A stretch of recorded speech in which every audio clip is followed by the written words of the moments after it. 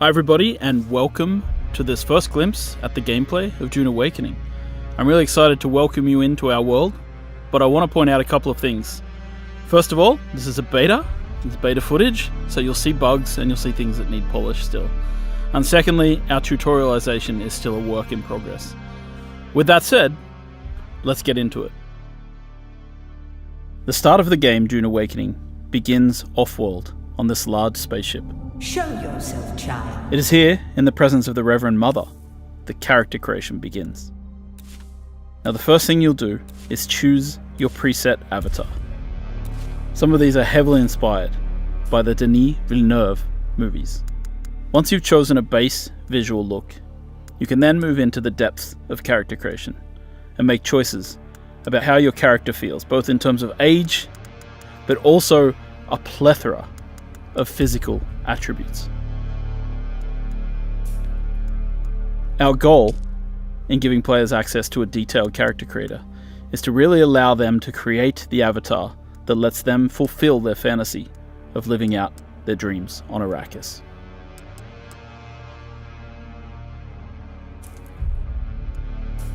There are a multitude of hairstyles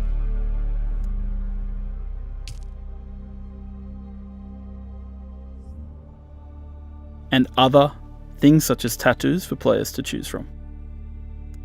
You can even choose different styles of lipstick and eyeshadow.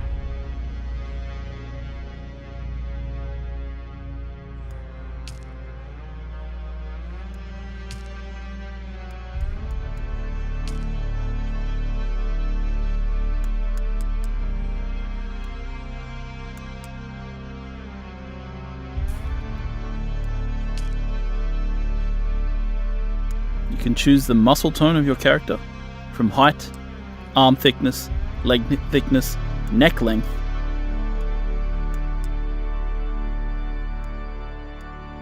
Once you finish your character, you choose your name and enter the world. And once you've customized the avatar that you want to play in the game, Have they told you well, then we what move I into am? the second phase of character creation. Then I will sift your words for lies. Let's begin. Where were you born? The second phase of character creation A world of is where water. you, as a person who may or may not know anything about Dune, get to make choices about who you were before the game starts. Where you come from, Bad advice. what caste you belong make a to bad in the Dune deal. universe, and of be course, close to perhaps power most is to importantly, walk the who your dice mentor in. was. Who was your mentor? Your mentor determines your starting set of skills when you enter the game. You must have been very young. The mind must be prepared or the training does not take. The test is almost complete. Have you spoken truth? Come here. Kneel. Put your hand in the box.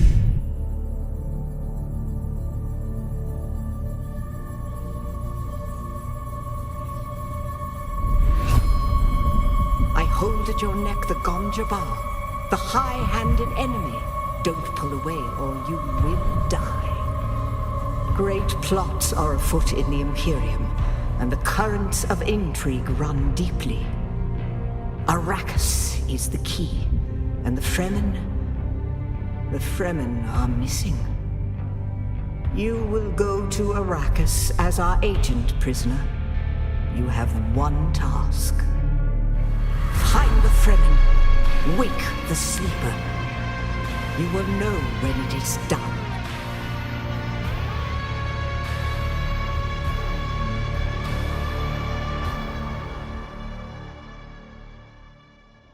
Now we're going to jump ahead a little bit in the story here, skipping past several events just to sort of get into the early new player experience of the game.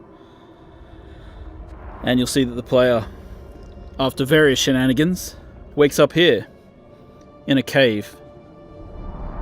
And as we sort of look around the cave, we'll notice that it's filled with Fremen and the remnants of, this ancient culture.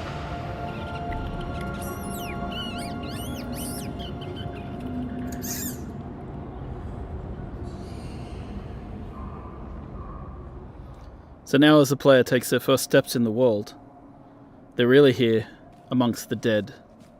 And so the first question they should be asking is, what happened here? Who are these people?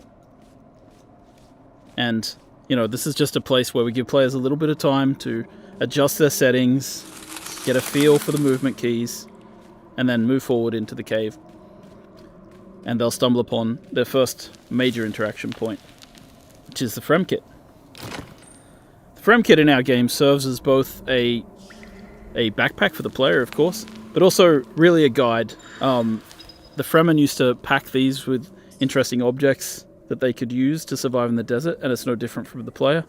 So here they begin their first crafting experience, crafting a small scrap knife out of metal that was in the Frem kit.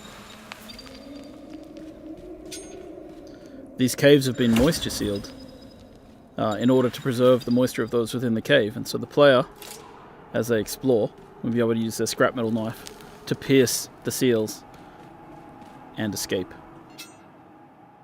So really this entire area, built using Unreal Engine 5, is just to sort of get the player and ease them into the path. A lot of survival games have very abrupt, very harsh beginnings, and we tried to, you know, make the experience of joining Dune Awakening just a little easier, just give people a little bit of a feel for the world before we really toss them out into the harshness that is the desert of Arrakis.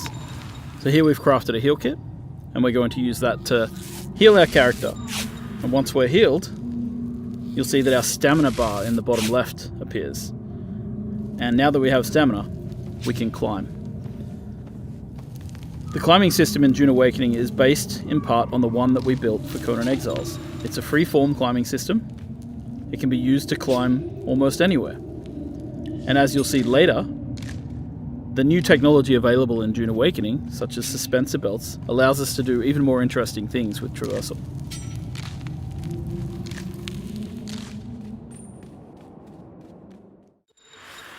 So once we've finished that first little section, we're jumping ahead, we're going straight into the harsh real world of Arrakis. And here are your first steps on Arrakis.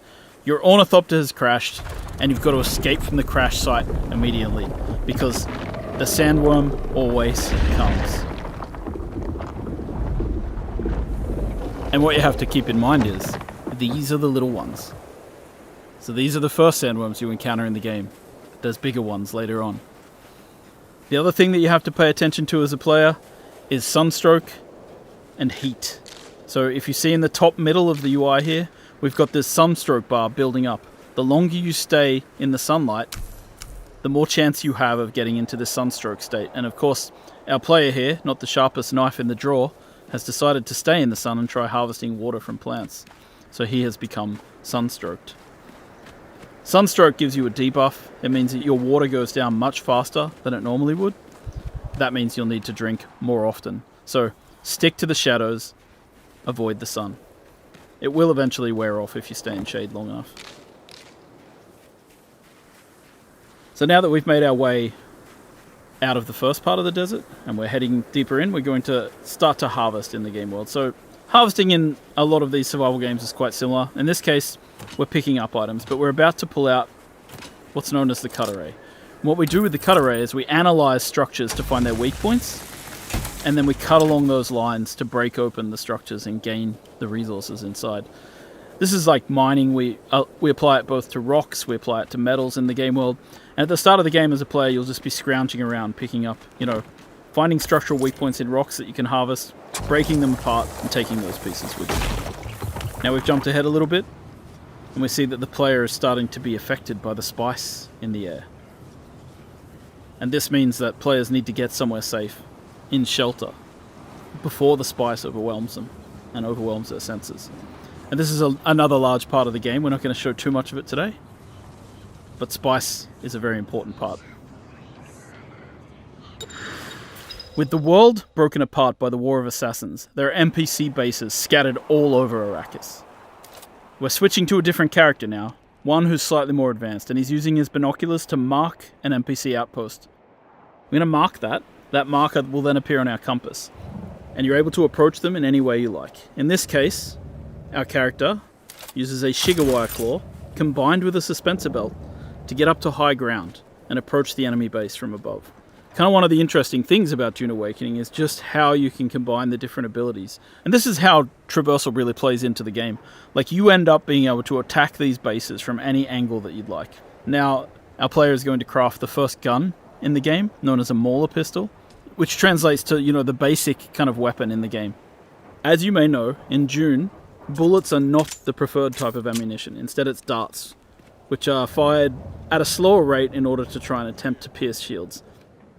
Now, this early in the game, enemies don't really have shields, so the player is going to sneak into the base from above and use a combination of their early abilities. In this case, dropping out a grenade, then sneaking around the corner, and beginning to get into NPCs head-on. Now, troopers are the basic shock troops of the universe, and their ability trees reflect that. Grenades, Shiga claws for moving around, and of course, they're able to take down people with headshots. You can see how suspensor belts really allow you to change your approach to combat.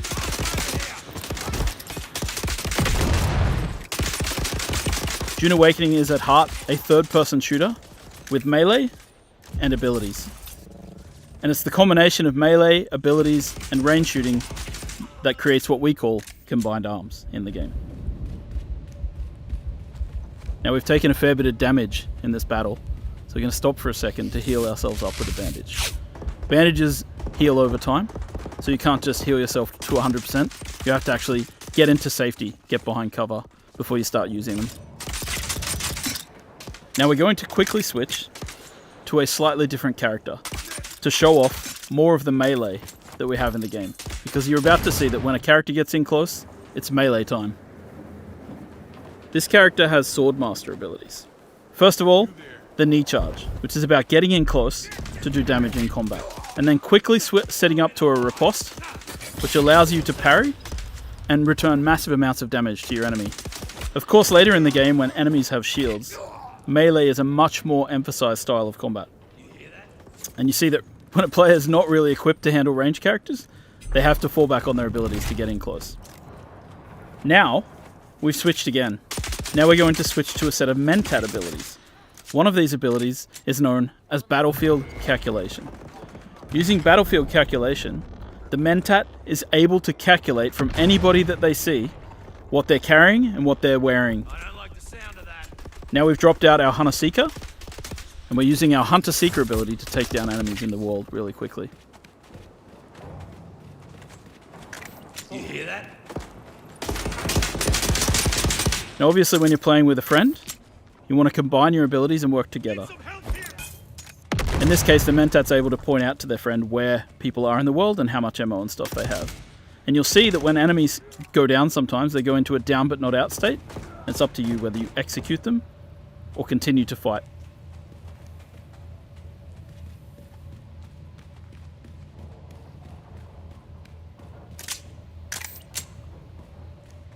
After a quick reload, it's back into the battle, with our friend coming from above and throwing out one more grenade.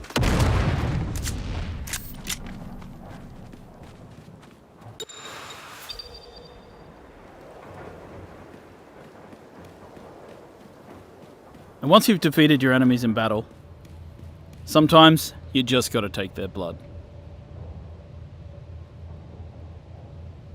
In order to get water, the player's going to have to craft themselves this blood sack and this blood extractor and use it to harvest blood from their fallen enemies.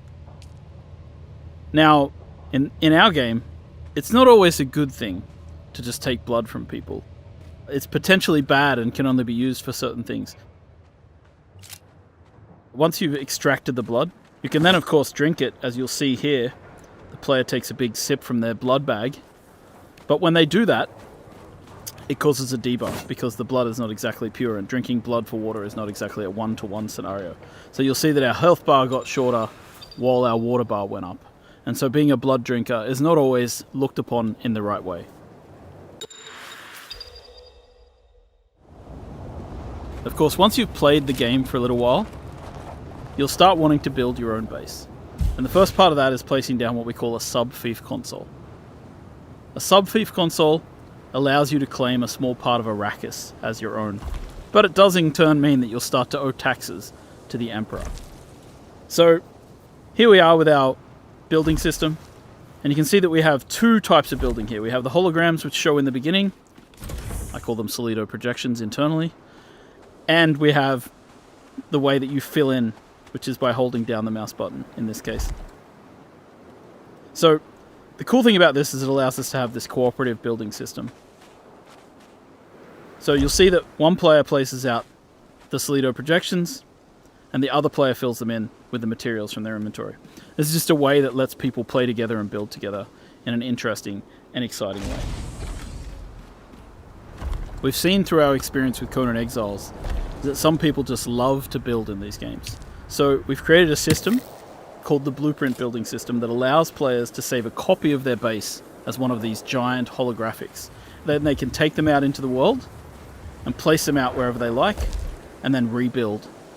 And we have another system in the game which allows you to take these, big architectural designs of your buildings and sell them to other players on the exchange. And once again, this is a way to quickly move your base around the world. If you've got a design you like, you don't have to, throw it out immediately. And it allows you to create these interesting masterpieces. It also, as you can see here, allows you to, if you're not artistically minded and you don't like building big bases, you can buy them from other players. Once you finish crafting a base, you want to fill it with all kinds of machines, fabricators, and refineries.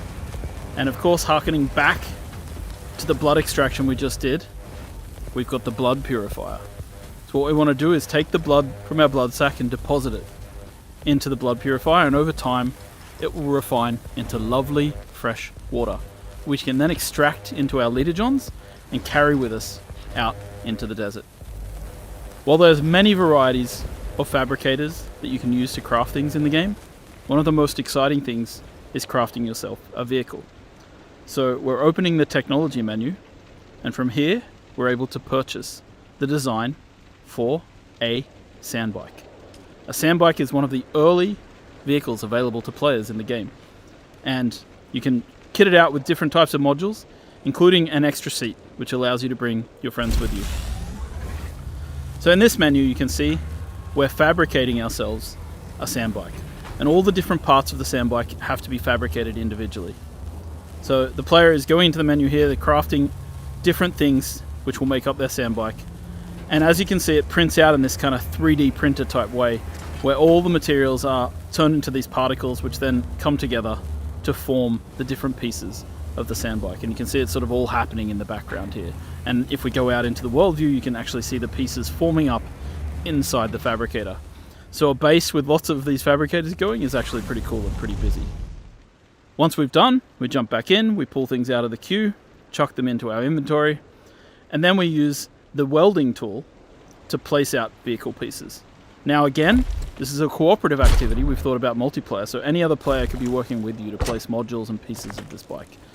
And so we're going to assemble this bike, but of course when you work on larger vehicles and your friends are with you, you'll be able to work together to craft big things like transport ornithopters or sandcrawlers.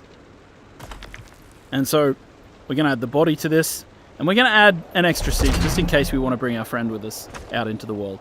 Once the bike's been assembled and fueled up, you jump on and you can head out to explore the greater areas of Arrakis.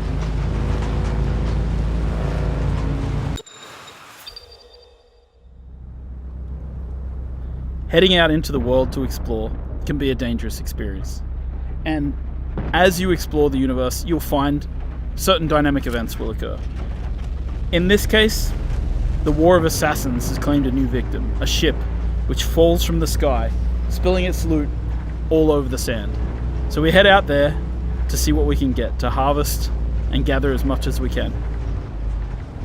Of course, the problem is, this is extremely visible to everybody in the nearby area. So people will be able to see this, and so in a PvP area you might suddenly find yourself coming into competition with other players. In a PvE area you might just find other people competing with you to get to the loot first.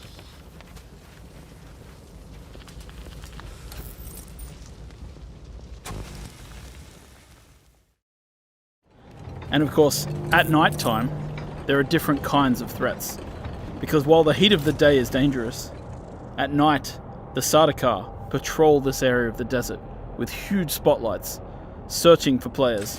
Now this player is over here, harvesting dew with a dew reaper, sucking the water off the surface of these plants, and they've been captured and seen by the Sardaukar.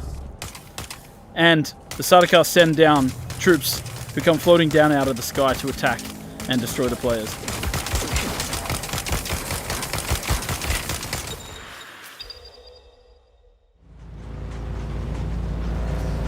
Now, of course, as mentioned, traveling on the surface at any time risks drawing a sandworm. But there are certain things which we've created to draw players out of their comfort zones. So in this case, there's a special type of sand here on the surface, known as flower sand. Flower sand, according to the books, is the softest kind of sand, and players can use it to refine it into a variety of different materials that they need for crafting. So you want to come out into the desert and you want to try and find flower sand. But you have to be wary and pay attention, because as you harvest, you risk drawing the attention of the sandworm.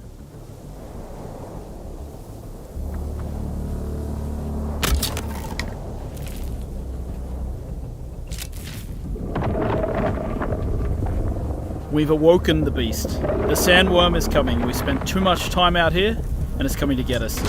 Now you can see in the middle of the screen the indicator showing us that the sandworm is angry and it's coming after us.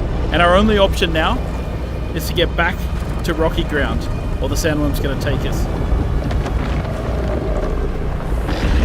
I don't know how those guys survived that, but somehow they managed to get to the safety of the rock island.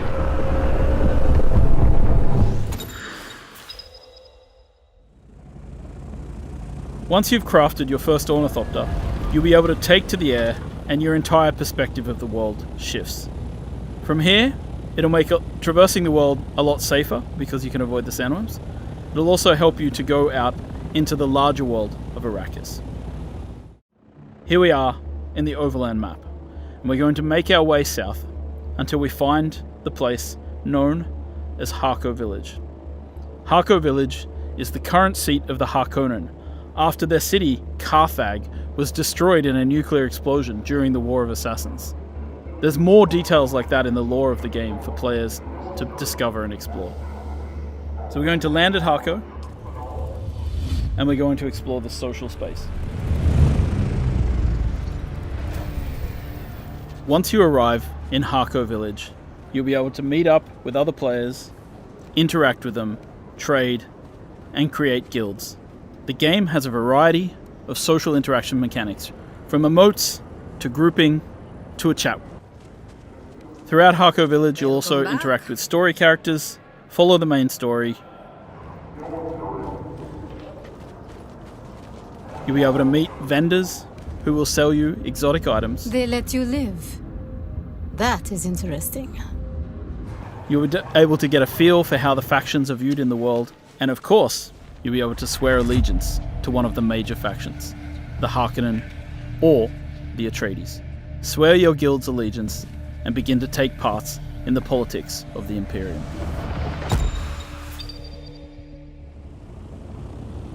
Once you've grouped up with friends, you should go out into the world and find desert Imperial testing stations.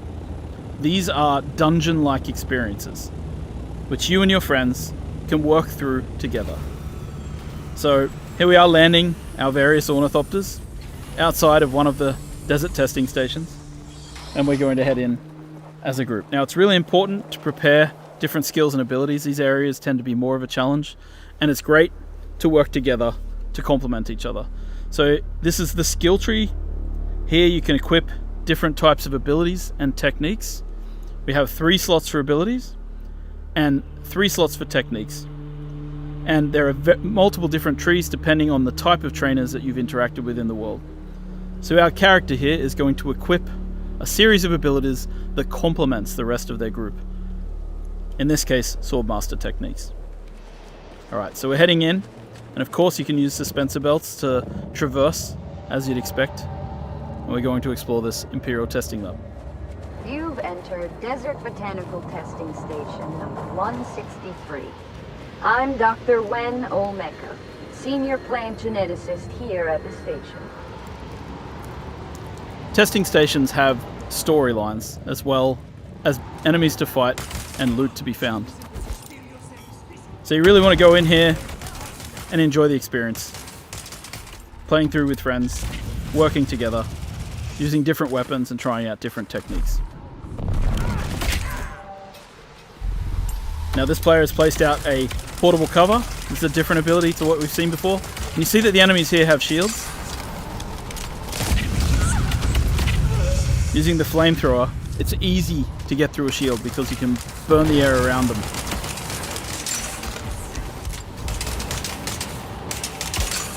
Now, of course, our characters are a little higher level than they were in the start of this video.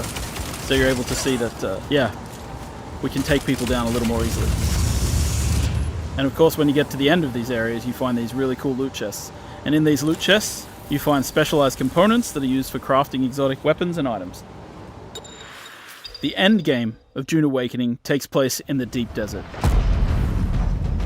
Giant spice blows will happen, drawing players from all around to try and harvest the spice as quickly as possible. You want to get there first, and you want to try and take as much spice as you can before an enemy guild shows up to try and take it away from you.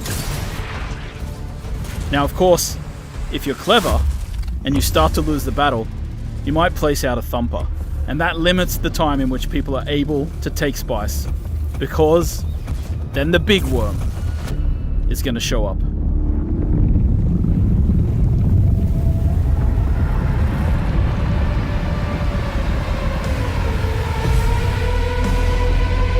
I hope you've enjoyed this brief glimpse at the gameplay of Dune Awakening, and we're really excited to have you join us when the game releases.